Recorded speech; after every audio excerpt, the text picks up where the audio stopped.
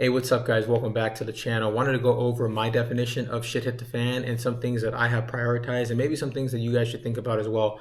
In this industry, there's a very common trend when it comes to shit hit the fan, and everyone has very similar thought process when it comes to that. And that's that you should have 17 of these things and you should have 1,000,000 rounds of ammunition, 10,000 magazines, etc., etc. However, for me, none of these things are on my items for shit hit the fan whatsoever. 99% of the reason why I do own these things is because I like to train, I like to get outside, touch grass, be active. And I would say maybe 1% of the reason I have these are for the zombie apocalypse, right? Most people that talk about shit hit the fan are referring to a zombie apocalypse or Russia, China invading, or whatever country our lovely government so happens to have a love affection with at that given time. And I don't think there's anything wrong with that. However, my sentiment is just a little bit different. And this is a fairly large world, and I would imagine some of you guys share very similar thought process when it comes to shit hit the fan. And so for me, being a husband, being a father, being the man of this house, there are certain things that I have decided to prioritize and prepare for. All of it is prepping regardless of what you think. You don't need to own so many of these things and have a war room and everything revolves around shooting and gear, plate carriers, night vision to be considered a prepper. So I don't know if I would consider myself a prepper, but more so just an adult, someone that wants to be prepared and to minimize my risk, to allow there to be some kind of buffer between complete chaos and me and my family. And so that's kind of what I have decided to focus on for my definition of shit hit the fan. So it doesn't mean that owning these things, right? It doesn't mean that owning these things aren't important. I believe they do have a certain role. However, the role is extremely low in my opinion. And so for me, you guys have seen in the previous video, I only store about 300 rounds of ammunition because honestly, that's about $135 and that's all I'm willing to spend on ammunition that's just not going to be used. It's just going to kind of be stored there for shit hit the fan and the less than 1% chance of me ever needing to use that to defend myself. So let's go ahead and dive into it. I did list some of them down here so I don't forget. These are in no particular order. However, wanted to discuss them with you guys, and that way you guys can get an idea of kind of where my mind is, and maybe you guys share similar thought processes as well. So number one being a power outage, whether this is a natural disaster, whether shit really has hit the fan and some alien invasion is taking place, or someone knocks over the telephone pole and the entire gated community that I live in has no power for 4, 5, 10 hours, right? A generator is something that I wanted to invest in. So we invested about $1,000 for a fairly large generator. I believe it's 4,000 or 3,800 watts. And it's been great so far. I've learned how to take care of it, how to maintain it. I start it up every month to make sure everything's running. And the other thing that I plan to invest in is a electric generator, something that I can keep in the house, because a fuel generator, inverter generator, one that is either gasoline or dual fuel, so propane and gasoline, they're great. However, with gasoline, I need to have this 25 feet outside my house so that I don't die of carbon monoxide poisoning, right? We need extension cords going into the house to power everything, and that's fine. And I think it's absolutely better than nothing. However, my plan is to kind of run that during the day if I need it. And then when the evening comes, to be able to pull that generator in, be fairly stealth, where I don't have to have some loud generator. And even though those are relatively much quieter than your old school generators because it's an inverter one, it's still relatively loud. And so being able to bring that inside when it's dark and use the generator in the house, that's the electric generator, so it's much more quiet. And I can sort of power everything I need to, right? I can keep my refrigerator cool. I can provide me and my family with some creature comforts, keeping the lights on, the television on, the internet running, our phones charged, things like that. I think that's very important. And so this is something that I do find to be extremely feasible in investing your money in, and it's because it happens so often. It happens so often, whether it's you're the East Coast or the West Coast, it doesn't really matter. We know the East Coast has their own issues, but the West Coast has a bunch of problems as well. We have flooding, we have storms, we have fire issues. When we built this house 2 weeks into moving in, we had no power for about 4 or 5 hours, and it's because they were working on some of the light structures outside of the gated community, and the entire community here had no power for 4 to 5 hours. So this does happen, and I just didn't want to be caught with my pants down. And so I find that to be extremely beneficial to invest that kind of money towards some kind of generator. Now, the gas generator, we paid about $1,000 for. The electric generator that we can actually run in the house will be anywhere from $500 to probably $1,200 depending on how large we want it. So let's just say another $1,000. So $2,000 to prepare myself and my family for a likely power outage. Definitely beneficial for me. Next on the list, we have weather. So hurricanes, earthquakes, floods, fires, etc. It doesn't really matter what part of the world you live in or country, we are exposed to weather. And sometimes weather does crazy things. And so everyone's situation will look a little different, but I kind of prepared for the event of me needing to evacuate my house for some reason. I do live right next to the mountain. Maybe there was a fire coming over that mountain or massive flooding to where me and my entire gated community need to evacuate. I can grab a bag and head out down to the city and stay in a hotel, or even travel to one of the neighboring states where we have family and spend some time with them. And so we have enough clothes, toiletries, and items in that bag for about 2 to 3 days worth. Some cash if for some reason the credit cards aren't working, we need to buy a hotel with cash.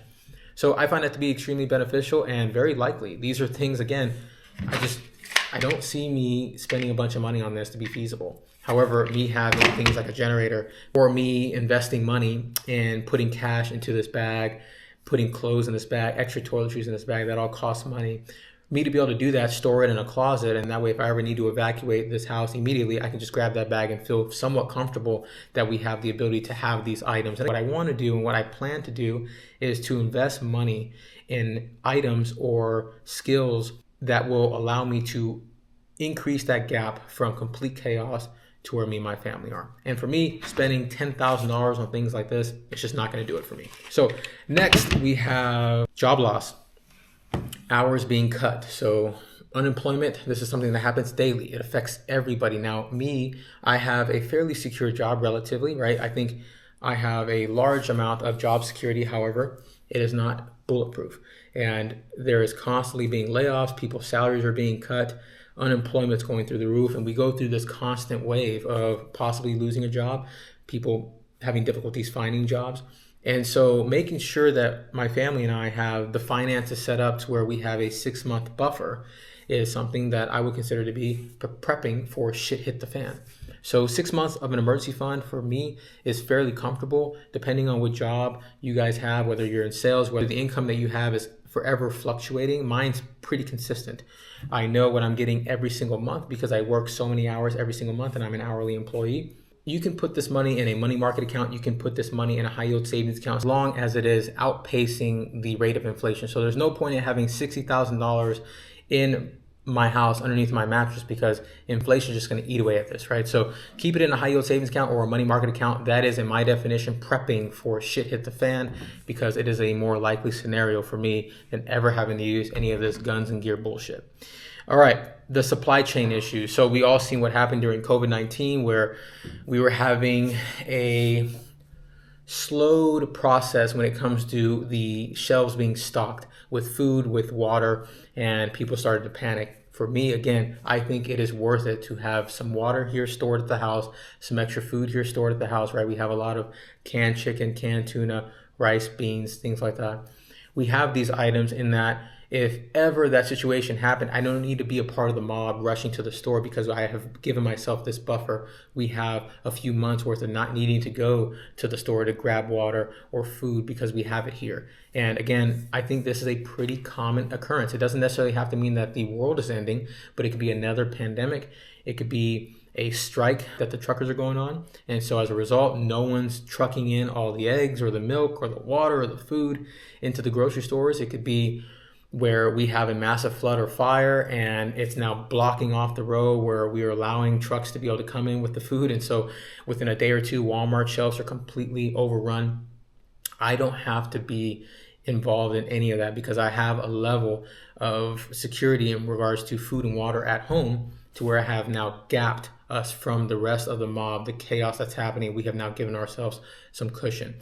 Next is, I would say, medical emergency. So this is a really interesting topic. You guys seen that I spent $10,000, my wife and I, we spent $10,000 investing towards our health. We put a home gym in our garage.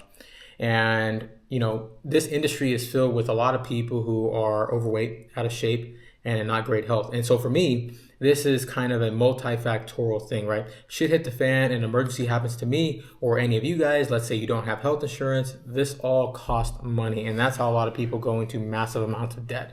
Okay, whether they don't have health insurance or because our health system is extremely expensive here in America, unfortunately. But these are things that you need to plan for. And so it kind of ties into having an emergency fund, having cash readily available for an emergency. That's kind of what it's used for. I just use the example for a job loss, but it could be anything, right? Your car breaks down or you have some type of medical emergency. But it could also mean keeping yourself in good health to prevent emergencies. And I'm not perfect, guys. I'm not, I do exercise 3 to 4 days every single week. I've done it for my entire life. However, I don't eat clean all the time. I like to have a good time. I just had pizza with my son for lunch. I had some chocolate as well earlier today and last week. So the point is not to be this robot, but the point is to kind of maintain a level of health to prevent medical emergencies. And if you do have a medical emergency, you financially can afford it. And so for me, to be able to limit the chances of it happening, I decided to invest $10,000 into a home gym. Some of you guys would rather invest $10,000 into your night vision equipment and then don't even have a home gym and don't even exercise whatsoever. I just don't find it to be feasible. So my definition of shit hit the fan, or the way I prepare for shit hit the fan, is preparing for medical emergencies. Number one, that is having finances and health insurance. And the other is having equipment to be able to maintain some level of cardiovascular fitness, to be able to strength train and keep myself strong. That way I can pick up my son, my daughter, and my wife at the same time and evacuate us all on foot by myself if I didn't have a vehicle to do so. So being able to run back and forth to grab gear, maybe it's to grab things like this. Maybe it's to be able to run with something like this for miles and miles with a child on my back, things like that. I find that to be very beneficial. So that's kind of my definition of shit hit the fan. They're everyday items that we as men should be preparing for to take care of our family, making sure that we have financial literacy, making sure that we have some level of an emergency fund, some level of water, some level of food store. That way we don't have to be a part of that mob, making sure that we're prepared mentally. And all of this bullshit is last case. I don't even think this would make top 10, honestly. I can list another 5 things that I would find to invest my money and my hard-earned money, your guys' hard-earned money, than ever touching any of this. This stuff is fun, it's cool, but it's a hobby. And hobbies are not on a high level of priority when it comes to me taking care of my family. So I really hope you guys enjoyed this video. That is the definition of my shit hit the fan and kind of how I have planned and prepared for the most likely scenario. And really hope you guys enjoyed this video. Let me know what you guys think down in the comments section. We're signing out.